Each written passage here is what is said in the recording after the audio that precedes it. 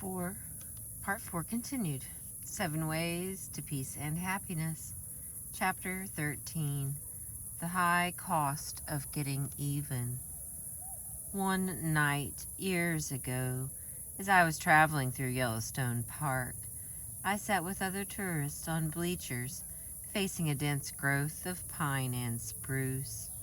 Presently, the animal, which we had been waiting to see, the terror of the forests, the grizzly bear, strode out into the glare of the lights and began devouring the garbage that had been dumped there from the kitchen of one of the park hotels. The forest ranger, Major Martin Dale, sat on a horse and talked to the excited tourists about bears. He told us that the grizzly bear can whip any other animal in the western world, and with the possible exception of the buffalo and the Kodiak bear. Yet I noticed that night that there was one animal, and only one, that the grizzly permitted to come out of the forest and eat with him under the glare of the lights. A skunk. The grizzly knew that he could liquidate a skunk with one swipe of his mighty paw. Why didn't he do it? Because he had found from experience that it didn't pay. I found that out too. As a farm boy, I trapped 4-legged skunks along the hedgerows in Missouri. And as a man, I encountered a few 2-legged skunks on the sidewalks of New York. I have found from sad experience that it doesn't pay to stir up either variety. When we hate our enemies, we are giving them power over us. Power over our sleep, our appetites, our blood pressure, our health, and our happiness. Our enemies would dance with joy if only they knew how they were worrying us. Lacerating us and getting even with us. Our hate is not hurting them at all, but our hate is turning our own days and nights into a hellish turmoil. Who do you suppose said this? If selfish people try to take advantage of you, cross them off your list, but don't try to get even. When you try to get even, you hurt yourself more than you hurt the other fellow. Those words sound as if they might have been uttered by some starry-eyed idealist, but they weren't. Those words appeared in a bulletin issued by the police department of Milwaukee. How will trying to get even hurt you? In many ways. According to Life magazine, it may even wreck your health. The chief personality characteristic of persons with hypertension, high blood pressure, is resentment, said Life. When resentment is chronic hypertension and heart trouble follow. So, you see that what Jesus said, love your enemies, he was not only preaching sound ethics, he was also preaching 20th century medicine. When he said forgive 70 times 7, Jesus was telling you and me how to keep from having high blood pressure, heart trouble, stomach ulcers, and many other ailments. A friend of mine recently had a serious heart attack. Her physician put her to bed and ordered her to refuse to get angry about anything, no matter what happened. Physicians know that if you have a weak heart, a fit of anger can kill you. Did I say can kill you? A fit of anger did kill a restaurant owner in Spokane, Washington, a few years ago.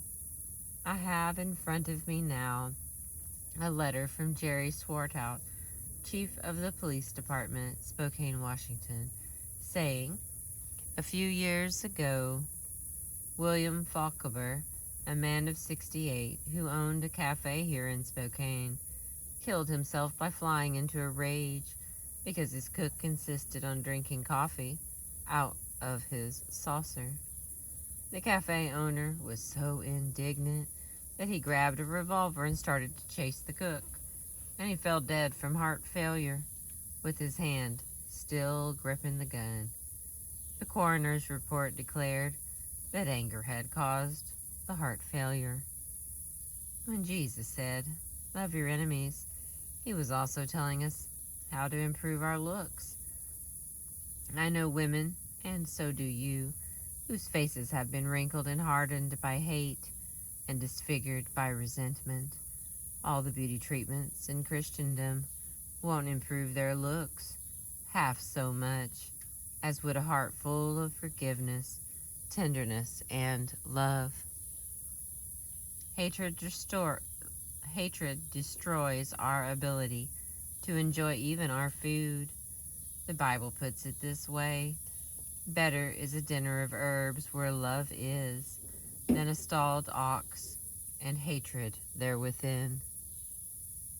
Wouldn't our enemies rub their hands with glee if they knew that our hate for them was exhausting us, making us tired and nervous, ruining our looks, giving us heart trouble, and probably shortening our lives?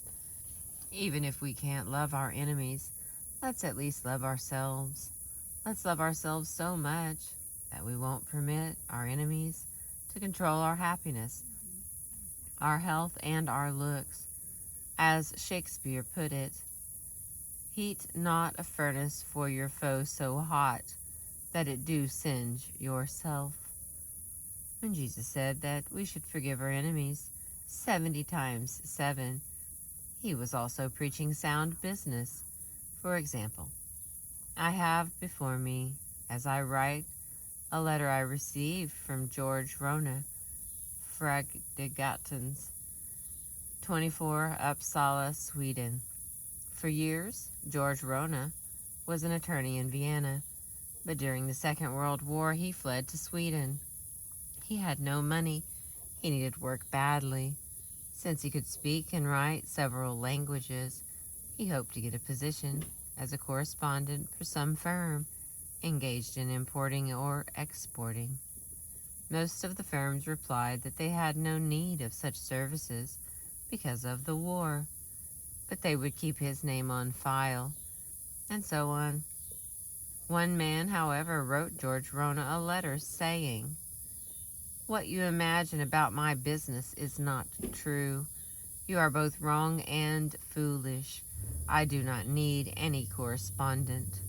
Even if I did need one, I wouldn't hire you because you can't even write good Swedish. Your letter is full of mistakes." When George Rona read that letter, he was mad as Donald Duck. What did this Swede mean by telling him he couldn't write the language? Why, the letter that the Swede himself had written was full of mistakes. So George Rona wrote a letter that was calculated to burn this man up.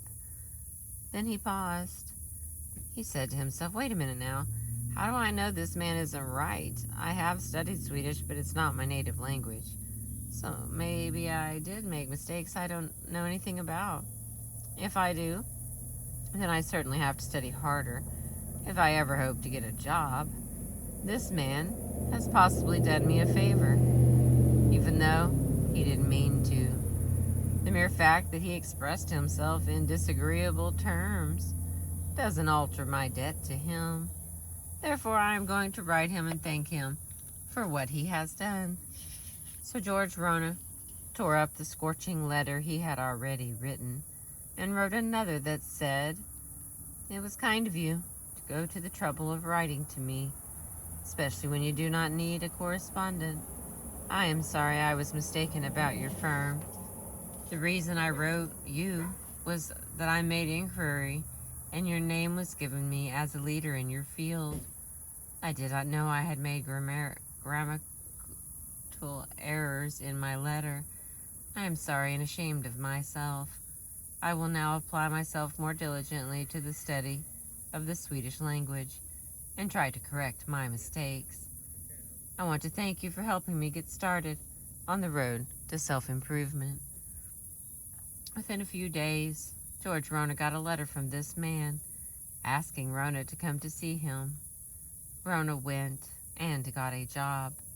George Rona discovered for himself that a soft answer turneth away wrath. We may not be saintly enough to love our enemies, but for the sake of our own health and happiness, let's at least forgive them and forget them. That is the smart thing to do. To be wronged or robbed, said Confucius, is nothing unless you continue to remember it. I once asked General Eisenhower's son, John, if his father ever nourished resentments. No, he replied. Dad never wastes a minute thinking about people he doesn't like. There is an old saying that a man is a fool who can't be angry, but a man is wise who won't be angry. That was the policy of William J. Gaynor, former mayor of New York.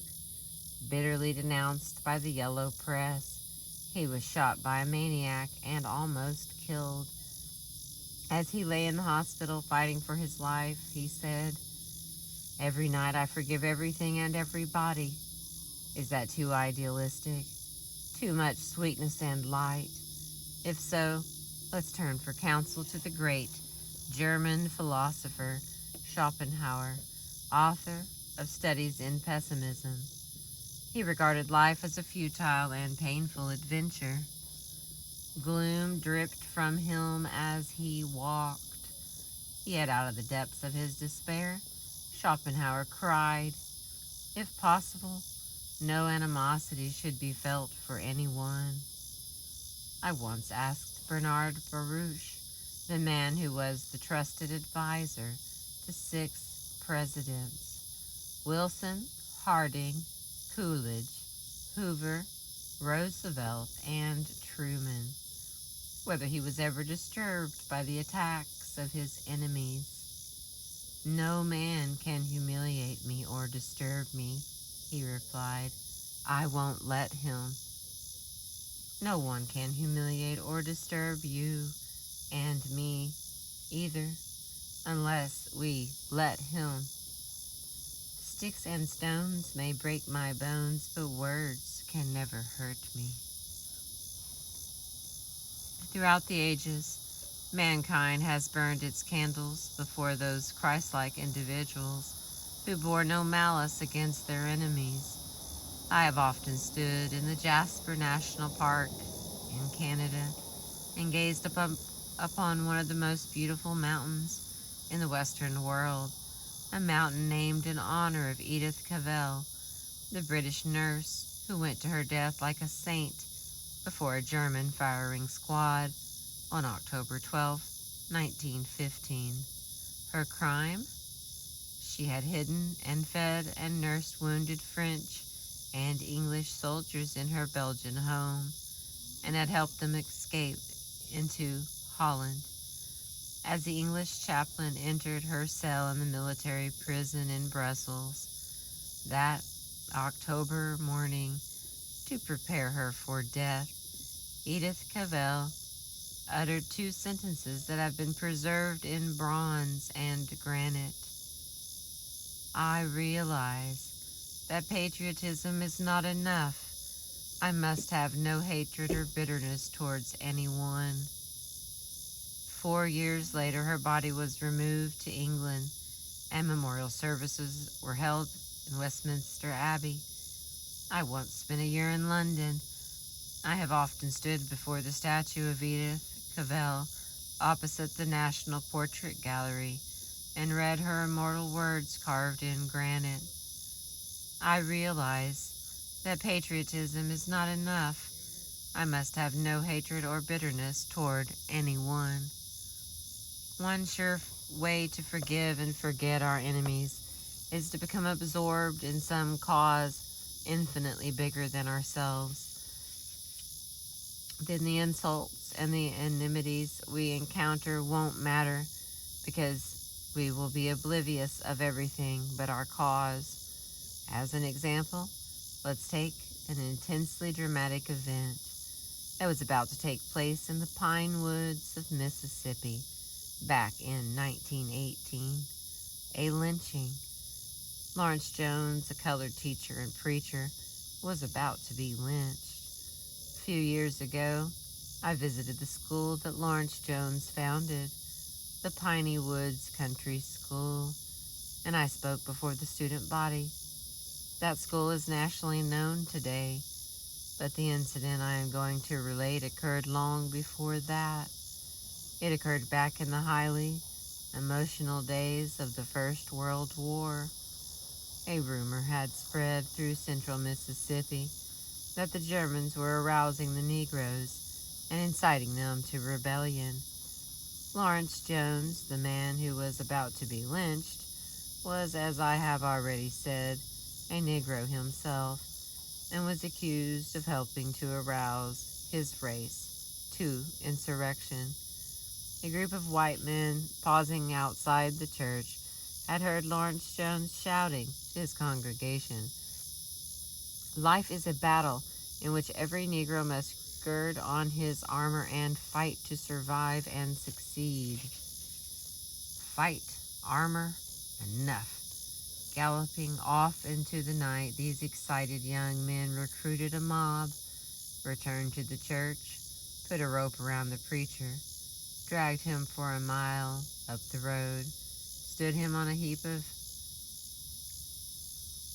lighted matches, and were ready to hang him and burn him at the same time, when someone shouted, "Let's make the blankety blank blank talk before he burns.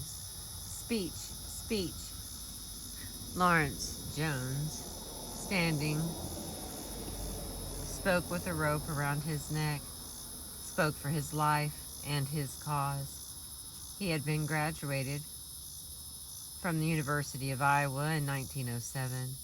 His sterling character, his scholarship, and his musical ability had made him popular with both the students and the faculty.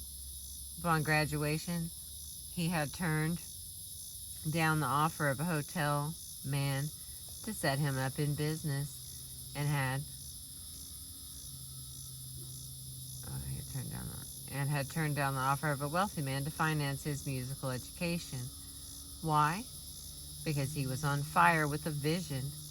Reading the story of Booker T. Washington's life, he had been inspired to devote his own life to educating the poverty-stricken, illiterate members of his race. So he went to the most backward belt he could find in the South, a spot 25 miles south of Jackson, Mississippi. Pawning his watch for $1.65, he started his school in the open woods with a stump for a desk. Lawrence Jones told these angry men who were waiting to lynch him of the struggle he had had to educate these unschooled boys and girls and to train them to be good farmers, mechanics, cooks, and housekeepers. He told of the white men who had helped him in his struggle to establish Piney Woods Country School. White men who had given him land, lumber, and pigs, cows, and money to help him carry on his educational work. When Lawrence Jones was asked afterward if he didn't hate the men who had dragged him up the road to hang him and burn him, he replied that he was too busy with his cause to hate, too absorbed in something bigger than himself. "I have no time to quarrel," he said, "no time for regrets, and no man can force me to stoop low enough to hate him." As Lawrence Jones talked with sincere and moving eloquence, as he pleaded not for himself but for his cause, the mob began to soften. Finally, an old Confederate veteran in the crowd said, "I believe this boy is telling the truth. I know the white men whose names he has mentioned. He is doing a fine work. We have made a mistake. We ought to help him instead of hang him." The Confederate veteran passed his hat through the crowd and raised a gift of $52.40 from the very men who had gathered there to hang the founder of Piney Woods Country School. The man who said, "I have no time to quarrel, no time for regrets, and no man can force me to stoop low enough to hate him." Epictetus, Epictetus,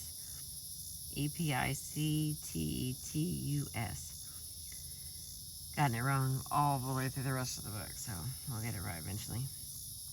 He pointed out 19 centuries ago that we reap what we sow, and that somehow fate almost always makes us pay for our malfactions. In the long run, every man will pay the penalty for his own misdeeds. The man who remembers this will be angry with no one, indignant with no one, revile no one, blame no one, offend no one, and hate no one. Probably no other man in American history was ever more denounced and hated and double-crossed than Lincoln. Yet Lincoln, according to Herndon's classic biography, never judged men by his like or dislike for them. If any given act was to be performed, he could understand that his enemy could do it just as well as anyone. If a man had maligned him or been guilty of personal ill treatment and was the fittest man for the place, Lincoln would give him that place, just as soon as he would give it to a friend. I do not think he ever removed a man because he was his enemy or because he disliked him. Lincoln was denounced and insulted by some of the very men he had appointed to positions of high power, men like McClellan, Seward, Stanton, and Chase. Yes, Lincoln believed, according to Herndon, his law partner, that no man was to be eulogized for what he did or censured for what he did or did not do, because all of us are the children of conditions or circumstances, of environment and education, of acquired habits and of heredity, molding men as they are and will forever be. Perhaps Lincoln was right. If you and I had inherited the same physical, mental, and emotional characteristics that our enemies have inherited, and if life had done to us what it has done to them, we would act exactly as they do. We couldn't possibly do anything else. Let's be charitable enough to repeat the prayer of the Sioux Indians. Oh, Great Spirit, keep me from ever judging and criticizing a man until I have walked in his moccasins for 2 weeks.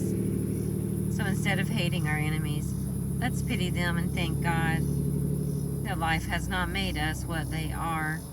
Instead of heaping condemnation and revenge upon our enemies, let's give them our understanding and sympathy, our help, our forgiveness, and our prayers.